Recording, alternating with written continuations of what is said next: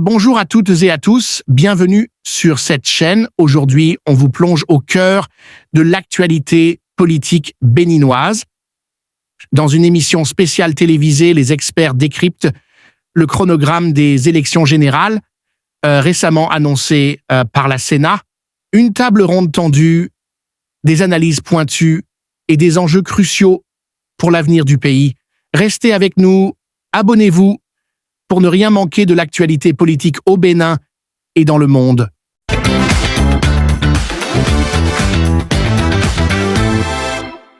Mes débatteurs vont s'installer déjà sur ce plateau pour qu'on aborde donc le sujet, sinon les sujets inscrits à l'ordre du jour aujourd'hui pour parler comme lors d'une réunion. Alors, ça fait déjà un moment, hein, la Sénat a dévoilé donc le chronogramme, comment est-ce que les élections générales de 2026 vont se dérouler. Et jusque-là, les candidats se font rares. On va en parler. Après, mesdames, messieurs, vous savez que notre pays, le Bénin, a également interdit désormais que les chefs d'établissement ou autres responsables des établissements scolaires renvoient les enfants pour faute de scolarité, et à défaut donc d'avoir soldé la scolarité. Quand les devoirs arrivent, quand les interrogations sont là, on en profite pour chasser les enfants, histoire qu'ils aillent chercher l'argent à la maison. Le gouvernement dit désormais ça ne va plus se faire, il faut trouver d'autres mécanismes pour pouvoir faire le recouvrement et maintenir les enfants à l'école. Et puis après nous irons donc à l'international où le président Faure Gnassingbé est désormais le nouveau médiateur de la crise à l'est du Congo. Quelles pourraient être ses chances de réussite? Mes débatteurs sont déjà là. William, voilà, je vais dire. Pécan, bonjour. Oui, bonjour très cher Alain et bonjour à tous. Vous êtes journaliste, vous officiez de l'autre côté de Canal 3. C'est bien ça. Merci beaucoup. Julio Tometti, bonjour. Bonjour Monsieur Sotoumé, bonjour au plateau et téléspectateurs. Vous êtes juriste, merci d'avoir accepté faire le débat avec nous. Monsieur Laurent Nasra, bonjour. Bonjour Monsieur Sotoumé. Vous êtes juriste également. Tout à fait. Merci d'avoir accepté faire le débat ce matin avec nous. Le plaisir est à moi. Allez, on aborde le premier sujet.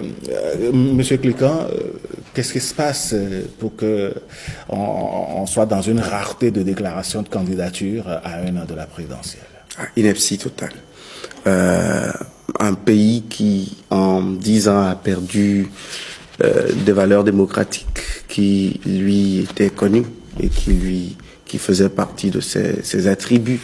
Quand je dis perdu, il n'y a pas de décision formelle d'interdiction, mais l'évidence est là. Nous sommes à moins d'un an, parce que le premier tour, selon le calendrier dévoilé par la Sénat, c'est le 12 avril 2026. Nous sommes aujourd'hui, si je ne me trompe, le 21 avril 2024. Donc, le premier tour, dans un an, serait déjà passé pour ce qui est de la présidentielle. Et s'il y avait lieu d'aller à des élections, à un second tour, on se préparerait à l'amorcer déjà. Vous savez, dans la tradition de ce pays, nous avions un environnement politique beaucoup plus bouillant. Un environnement politique, les gens appellent ça transhumance politique, les gens appellent ça parti clanique, parti de quartier, les gens appellent ça aussi une malcompréhension du pluralisme politique décrété à la conférence nationale et transcrit dans le préambule de notre Constitution. Mais moi, j'appelais ça de la vitalité démocratique pour un jeune État, un État en balbutiement. Dans la chose démocratique. C'est-à-dire quoi? Après près de 2 décennies de parti unique, tout le monde vient à la chose politique. Et n'oubliez pas notre sociologie politique. La politique est parfois un point de chute. La politique, c'est le lieu où on se réalise. Les mandats électifs nous positionnent dans un standing social qui nous permettent de discuter avec les personnes les mieux placées dans notre République, de se faire des avantages. C'est le nid aussi de la corruption. C'est une évidence.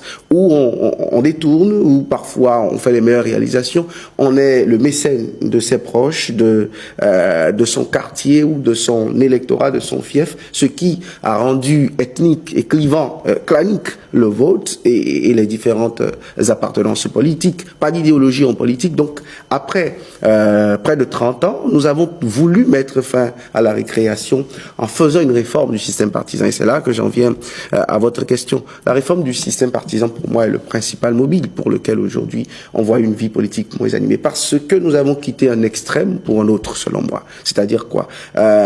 Vous voyez très peu d'acteurs politiques aujourd'hui, même dans ces gros partis. Je les appelle souvent des paniers à crabes parce que les intérêts sont sincèrement très divergents à l'intérieur de ces formations politiques. Mais la réalité en face, les verrous, les minima prévus pour lever des sièges, quel que soit le scrutin, même pour des élections locales, c'est-à-dire quoi, même pour vous faire nommer chef de votre village, et ça c'est quand même étonnant, quand vous voyez les je vais pas appeler, les seuils à tous les niveaux, on est obligé de faire ensemble. Et quand on fait ensemble, parce qu'on ne connaît pas encore la ligne de conduite, qu'on soit de l'opposition, de la mouvance, on est un peu réticent, on est hésitant, et on marche à pas de canne à boîte. Voilà, on marche sur des œufs. Alors, Julio Tometti, la Sénat a dévoilé son agenda. La Sénat, c'est l'organe qui va, disons, organiser les élections. Elle dit, voilà ce que moi je veux faire, voici les dates. Mais sur le terrain, est-ce que vous semblez lire aussi ce silence assourdissant des politiques? Je pense qu'il y a pas un silence assourdissant, qu'il y a sans doute beaucoup de choses qui se font et qui ne sont pas sur la place publique. Vous savez, c'est une première, les réformes, et c'est la conséquence des réformes. Et c'est en cela qui me plaît de rappeler un peu le contexte dans lequel nous étions, d'où nous étions passés. Et à une veille, à un an de l'élection, comme ça, on aurait vu en fait un fort activisme sur le terrain. Quelqu'un qui peut-être qui a fait fortune au pays de Longue Sam revient, il veut être candidat dans son parti. Quand ceux qui sont dans les partis politiques, c'est à ce moment-là que les regroupements se font, la création des partis politiques, des mouvements politiques. On commence une sorte d'activisme, ce que j'appelle quelque peu en fait que beaucoup d'acteurs parlent en fait de marchandage. Vous voyez en fait l'administration publique complètement déstructurée parce que en fait chacun ayant pris ses positions, chacun s'arme en fait pour affronter les élections. En fait, c'était dans ce contexte-là que nous étions. Tout le monde presque était acteur du jeu électoral. C'est vrai, ça participe de la vitalité démocratique, mais fondamentalement, qu'est-ce que cela nous a apporté? Aujourd'hui, qu'est-ce qu'on a voulu faire? On a voulu conférer la plénitude de l'activisme politique aux partis politiques. Et aujourd'hui, combien en avons-nous véritablement qui pèsent sur le terrain? Nous en avons 3. Et donc, lorsque vous avez 3 acteurs, d'accord, qui sont maîtres du jeu, et pour lesquels les règles, en fait, de désignation ne sont pas formellement encore établies ou rendues publiques pour le grand public, que ce soit de l'opposition, que ce soit de la mouvance, personne ne peut dire aujourd'hui sur quelle base, en fait, on arrivera à désigner une seule pièce. Ceux qui ont même des ambitions ne connaissent pas la procédure. Donc, à partir de ce moment-là, il vous est difficile, en fait, de commencer par vous déployer, encore que ce soit dans l'un camp ou de l'autre, il y a, en fait, 2 acteurs majeurs. D'accord? Donc, je disais 3 partis politiques aujourd'hui, mais au-delà des 3 partis politiques, il y a 2 acteurs majeurs. Il y a Boni Yayi et Patrice Talon, qui sont les leaders, en fait, de ces 2 pôles-là. Et donc, il y a une sorte de, ce que les gens appellent, en fait, une discipline de groupe, qu'on a vu, par exemple, en fait, sa manifestation au niveau de la mouvance, lorsque vous ne respectez pas la ligne, en fait, le bâton de Damoclès vous tombe là-dessus. Je pense que c'est la même chose au niveau, en fait, des partis politiques de l'opposition ou du principal parti politique de l'opposition. À partir de ce moment-là, le jeu est crispé, et donc, ça ne laisse pas, en fait, de marge pour déployer, en fait, l'activisme dont nous avons été toujours témoins. Et j'ai bon espoir. Et il y a l'un qui a fait, en fait, qui a l'honnêteté de donner lui son agenda. D'accord? Je parle du président de la République, qui est chef de la majorité de la mouvance présidentielle, qui a donné son agenda. Est-ce que c'est cet agenda qui conditionne aussi, en fait, les partis politiques de l'opposition? Nous pouvons continuer la réflexion. Mais, en fait, il faut dire que le jeu politique est davantage calibré, qui ne laisse pas, en fait, de marge de manœuvre aux individualités. Laurent Nasra, Julio Tometti vient de dire que même ceux qui ont des ambitions au sein des partis politiques ne savent véritablement pas comment les choses vont se passer. Est-ce qu'il faut aller aux primaires? Comment est-ce que les gens vont être désignés? Personne ne sait rien. Alors, ce wait and see là, est-ce que vous comprenez ça? Alors, c'est tout à fait compréhensible. Parce qu'aujourd'hui, nous voyons une certaine prudence de part et d'autre, puisque nous avons parlé des réformes, oui, mais aujourd'hui, soyons quand même plus ouverts aux réformes, parce que il y a des gens qui veulent toujours rester dans l'ancien système et avancer avec les pratiques anciennes. Aujourd'hui, certes, il y a une réforme, mais quand même, faudrait que l'on accepte les choses qui sont faites et que l'on avance. Oui, et c'est l'Assemblée nationale qui vote les lois. Le Sénat est dans ses attributs en sortant donc son chronogramme et est en train de jouer aussi sur la transparence, puisque nous avons vu quand même les bruits que la réforme du code électoral a fait. Donc aujourd'hui, faudrait que les partis se ressaisissent, analyse le terrain avant de s'y lancer, puisqu'il y a de nouvelles exigences et mes confrères l'ont bien dit, il y a de nouvelles exigences et ces partis politiques aujourd'hui, ils risquent quand même de ne pas concourir. Et là, alors, faudrait qu'on y aille de façon très réfléchie, qu'on positionne ce qu'il faut. C'est pour ça, certainement, il n'y a pas assez de manifestations de candidature. Il va en avoir, mais ceux qui réellement veulent y participer, ils sont toujours dans la réticence parce qu'ils voient le jeu, ils voient les nouvelles règles et ils sont en train d'analyser. Donc, je me dis, c'est un élan qui va prendre au fil du temps puisque nous sommes dans une nouvelle dynamique. Ne l'oublions pas. Oui, mais monsieur Nasra, quand on dit ça au sein des partis politiques, si on attend, on s'observe, est-ce que quelque part, à la fin, on ne va pas assister à de la précipitation au dernier moment où il faut désigner les candidats, par exemple? Alors ça, déjà, normalement, ça revient aux partis politiques de savoir s'organiser en État, normalement. Alors, la question de savoir si il faut aller peut-être au primaire, moi je me dis, normalement c'est ce qui se fait. Vous pouvez quand même être dans le même parti politique et avoir des ambitions. Mais il faudrait quand même que dans le parti, vous allez à des primaires et puis qu'on détermine celui qui va représenter ce parti-là.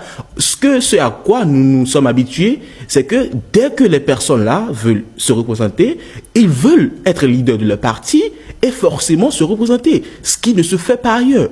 Nous prenons le cas des États-Unis, de la France, des grandes démocraties que, de toute façon, même si nous ne les copions pas de bout en bout, qui nous inspirent, nous voyons cette pratique-là se reproduire. Donc aujourd'hui, il faudrait que les acteurs sachent qu'ils sont pas seuls, qu'ils ont des ambitions, oui, qu'ils sont dans des partis politiques, mais qu'il y a aussi d'autres personnes qui ont des ambitions comme eux. Il faudrait qu'ils aillent vers des primaires et si la population les désigne, ils vont représenter le parti. Alors, William Clécan, est-ce qu'on va assister à de la précipitation dans la désignation des candidats à la dernière minute? C'est presque évident. Je me jette à l'eau comme ça, en étant direct. Parce que, vous voyez, aujourd'hui, on a professionnalisé la politique au Bénin, bon gré mal gré. On prend notre argent, on nourrit des formations politiques qui sont censées animer la vie politique. Donc, qu'ils nous excusent, on sera exigeant. Quand vous dites on prend notre argent, on nourrit les partis politiques, vous voulez parler? Je parle du financement public des formations politiques. Okay. Et il devrait faire un point à la Cour des comptes en bonne et due forme. Je ne sais pas si cela est fait ou si c'est parce qu'entre politiques ils se comprennent et on ne regardera jamais de ce côté-là. Donc je dis qu'aujourd'hui, ils sont d'autant plus redevables qu'ils ne sont plus les anciens altruistes qui nous distribuaient des pains le long de l'année électorale et qui, après achat de conscience, recevaient nos suffrages achetés. Non, là, on a professionnalisé, comme j'ai utilisé le terme, la vie politique.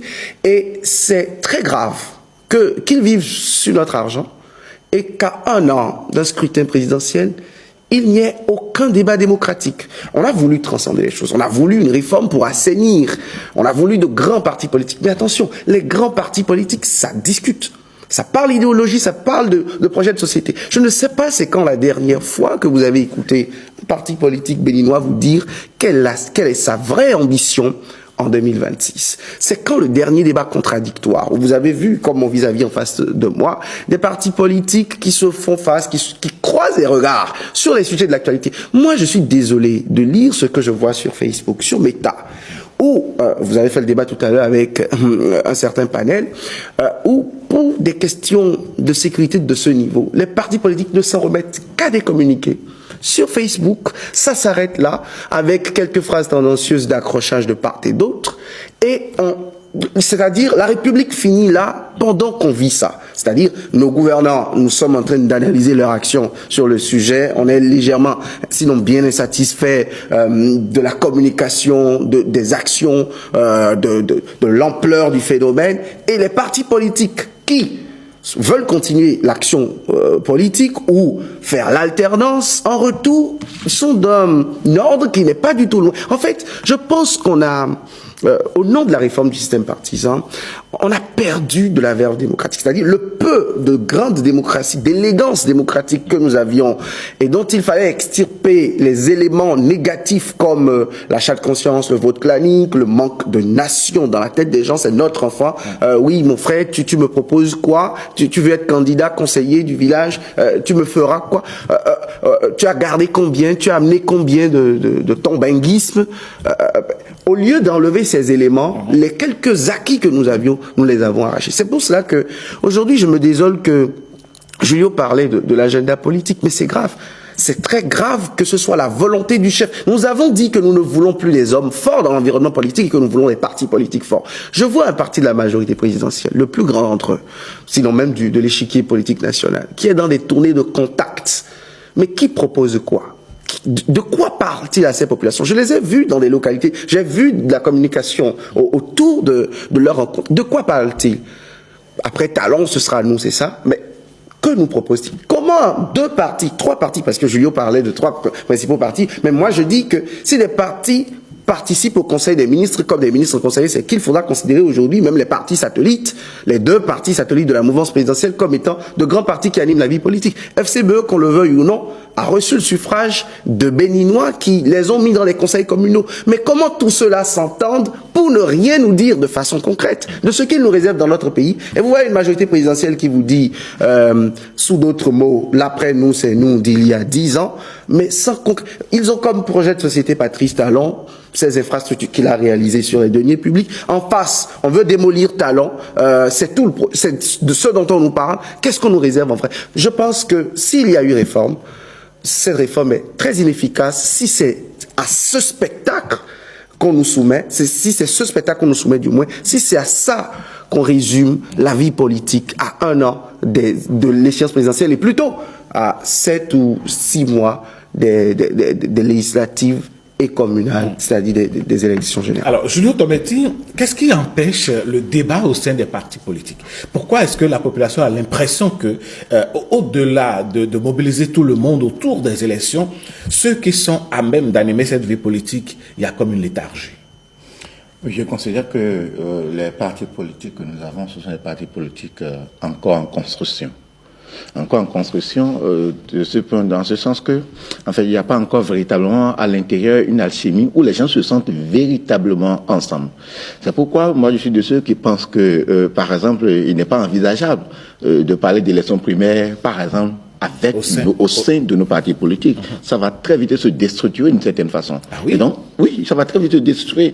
J'ai même pu observer au sein des partis politiques, pour même installer les cellules de base de les sessions, on a envisagé à un moment donné de faire des élections primaires. Mais après, on s'est très vite rendu compte que ça va se déstructurer parce que celui qui serait positionné candidat et qui n'aurait pas été élu va très vite se désolidariser avec sa portion de militants qu'il commande ou bien qui le porte en affaire d'une certaine façon. Mais l'achat des partis politiques pourrait régler le problème. C'est pour en fait qu'ils ne sont pas encore véritablement, ce n'est pas encore véritablement soudé. Il faudra du temps, d'accord, pour que le système, en fait, les contraigne à rester ensemble et ça va finir peut-être par rentrer dans les habitudes. Qu'ils vous souviennent que le chef de l'État le disait, à l'une de ses rencontres avec les partis politiques de l'opposition, en présence de Boni Yahi, que si, en parlant des seuils qui ont été fixés, notamment le seuil de 10%, que si on travaille à rabaisser ce seuil-là, le jour où il y aura élection, et que vous n'aurez pas positionné X ou Y, il va très vite se désolidariser en ayant créé son parti politique. Parce que je dis, avec ce que j'ai, si peut-être 1% me permet d'avoir des sièges, je vais m'en contenter. Donc, que les partis risquent de se déstructurer si, en fait, très tôt aujourd'hui, on travaille à baisser, en fait, le seuil de représentativité qui était fixé. La même chose pour, en fait, la léthargie que nous observons aujourd'hui. C'est-à-dire quoi? J'ai l'impression, c'est mon impression, que les responsables des partis politiques travaillent à ce que la désignation, le processus de désignation de leur candidat soit, pour reprendre les mots du président de la République, soit le plus tard possible, d'accord, pour ne pas laisser de choix à ceux qui, à l'intérieur, n'en auraient pas eu leur compte ou n'auraient pas forcément été d'accord avec l'orientation du parti. Et ça dans ce cas, Julio Tometti, quelle garantie avez-vous qu'il n'y aura pas de déflagration et désintégration? En fait, c'est quoi? Vous êtes à un seuil où, M. Sotoumé, si vous n'êtes pas d'accord, vous ne pouvez pas faire autre chose que peut-être de rester dans l'attentisme, parce que le système, le temps ne vous laisse plus le temps, d'accord, de manœuvrer, d'aller faire autre chose. Donc vous extrêmement grave pour la démocratie. Non, c'est pourquoi je disais, en fait, parce que, vous savez, sous d'autres cieux, ce qui se passe, vous voyez des gens aller à des élections primaires, perdre les grandes démocraties, comme on le dit, vont aux élections primaires, perdent des élections, d'accord? Et très vite, dans les heures qui suivent, vous le voyez en campagne pour celui qui a gagné, pour le parti politique. Est-ce que vous avez l'impression, en fait, que le Béninois, l'acteur politique béninois, est déjà dans cette philosophie-là? Je ne pense pas que nous y étions encore. Et donc, c'est dit quoi? On peut passer à un processus sur lequel peut-être on n'a pas été désigné, ou peut-être on n'est pas d'accord. Mais étant donné que le parti a pris une orientation, tout le monde travaille pour cette orientation. Je n'ai pas l'impression que nos acteurs politiques aient encore cette philosophie-là. Donc, c'est un risque, d'accord, d'avoir construit ce qu'on a construit, que ça nous a coûté ce que ça nous a coûté, et que pour les premières expériences, on laisse un peu les choses se décider. En fait, j'ai peur que si on ne fait pas ce qui est là actuellement, ça risque, et c'est pourquoi je disais que peut-être la conclusion de William est un peu trop hâtive pour dire la réforme du sympathisant n'a pas porté ses fruits, nous a amené la réforme. Je pense en fait que c'est trop tôt en fait pour apprécier en 7 ans, en 6 ans, 7 ans, on a fait une présidentielle, on a fait des législatives, on a fait des communales. En fait, la situation n'est pas des élections, mais c'est du temps. Ça s'inscrit dans le temps. Ça ne s'inscrit pas, ça ne s'apprécie pas au regard de combien d'élections nous avons passé. Ne change pas de goût au fil du temps. Au fil du temps ou à une cuisson plus longue, sinon il risque de griller. On va revenir à vous tout à l'heure. Monsieur Nasra, tous les partis attendent, les acteurs au sein des partis attendent, mais pourquoi est-ce qu'il y a absence de débat au sein de ces partis-là? Alors, je ne saurais dire qu'ils attendent, puisque nous ne savons pas les tractations qu'il y a. Mais on les observe. De notre position, nous sommes des observateurs de la vie publique. Il y a des choses qui se font en cachette. Nous ne voyons pas tout. Et le problème, moi, je pense que le problème est soulevé déjà. En Afrique, même au Bénin ici, il y a un petit problème, surtout sur l'orientation de nos partis politiques. Vous voulez parler des idéologies? Des idéologies. Je pense que les partis politiques qui existent, ils ne sont là qu'à la quête du pouvoir, donc ils ne participent qu'aux élections et au lendemain des élections, ils disparaissent au moment et reviennent lorsque des échéances électorales sont programmées. Et c'est même là le problème, puisque les populations, les gens ne se sentent pas dans ce qu'ils font et ils n'ont pas une idéologie claire qu'ils défendent. Et comme l'a dit mon vis-à-vis, ils attendent peut-être un événement malheureux pour sortir des communiqués. Et je dis, l'ambiance même au sein de ces partis politiques est problématique, puisqu'ils ne s'entendent pas et vous voulez qu'ils aillent à des primaires. Moi, je ne pense pas qu'il s'agisse que nous ne soyons pas prêts à cela. Nos partis politiques sont assez prêts pour ça, mais c'est une question d'éducation politique.